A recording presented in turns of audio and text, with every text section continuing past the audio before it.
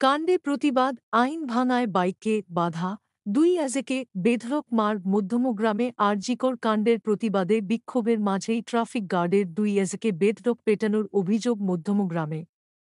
Traffic আইন ভাঙায় bike আটকানোয় মধ্যমগ্রামের জনবহুল এলাকায় ট্রাফিক গার্ডের দুই এজেকে বেধড়ক পেটানোর অভিযোগ উঠল। যদিও ট্রাফিক পুলিশের বিরুদ্ধেও বাইক আরোহীরে মারধরের পাল্টা অভিযোগ উঠেছে। এমনকি এই ঘটনা সোশ্যাল মিডিয়ায় লাইভ স্ট্রিমিং করায় এক যুবককে পুলিশ আটক করে বলে তাঁর পরিবারের দাবি। যদিও পুলিশ জানিয়েছে, কাট ক্যামেরার ফুটেজ খতিয়ে দেখে ৪ জনকে আটক করা হয়েছে। আরও কয়েকজনের খোঁজ চলছে। মূলত গত কয়েকদিন ধরেই মধ্যমগ্রাম চৌরাস্তার মোড়ে আর.জি.কর কাণ্ডের প্রতিবাদে বিক্ষোভ চলছে। পুলিশের দাবি, গতকাল সিগন্যাল ভাঙায় এক বাইক আরোহীকে আটকানো হয়। অভিযোগ, তখনই পুলিশের ওপর চড়া হয় উত্তেজিত জনতা। মধ্যমগ্রাম ট্রাফিক গার্ডের কিয়স্ক থেকে দুই এজকে টেনে বার করে পেটানো হয় বলে অভিযোগ।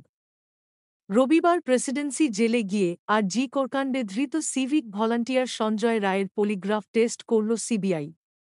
এদিকে আর.জি.কর কাণ্ডের তদন্তে রাজ্য সরকার গঠিত সিটের সদস্য এবং বেশ কয়েকজন পুলিশ আধিকারিক সিজিওতে যান।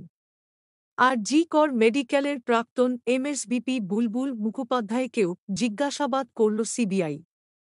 রবিবার প্রেসিডেন্সি জেলে গিয়ে আর.জি.কর কাণ্ডে ধৃত সিভিক ভলান্টিয়ার সঞ্জয় রায়ের পলিগ্রাফ টেস্ট করল সিবিআই। এদিকে আর.জি.কর কাণ্ডের তদন্তে রাজ্য সরকার গঠিত সিটের সদস্য এবং বেশ কয়েকজন পুলিশ আধিকারিক সিজিওতে যান। আর.জি.কর মেডিকেলের প্রাক্তন এমএসবিপি বুলবুল মুখোপাধ্যায়কেও জিজ্ঞাসাবাদ করল সিবিআই। ৮ অগাস্ট এবং ৯ অগাস্টের মাঝের রাতে আর.জি.কর মেডিকেল কলেজে কী ঘটেছিল?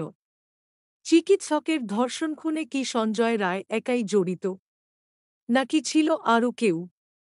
তদন্তভার হাতে নেওয়ার এক সপ্তাহ পরও এইসব প্রশ্নের উত্তর খুঁজে বেড়াচ্ছে কয়েক সূত্রের খোঁজে ধৃত সিভিক ভলান্টিয়ার সঞ্জয় রায়কে জেরা করা হয়েছে। আর.জি.কর মেডিকেলের প্রাক্তন অধ্যক্ষ সন্দীপ ঘোষকেও গত ৯ দিনে ১০০ ঘণ্টা জিজ্ঞাসাবাদ করেছে থাপায়। কিন্তু কে সত্যি বলছে?